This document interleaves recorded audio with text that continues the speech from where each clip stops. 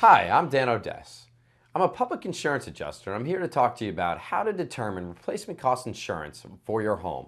Replacement cost insurance is a little bit tricky and difficult at times, but here's a few pointers to take away. Replacement cost value is on the value of the materials and labor, not the materials and labor themselves. It's important to distinguish between the two because your insurance company owes you the money to rebuild in the event of a loss.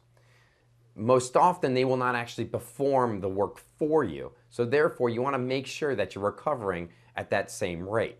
So interesting things and ways in which you can make sure that you have the proper replacement cost value on your home or on your policy, which will show up on your declaration page. Check your tax records.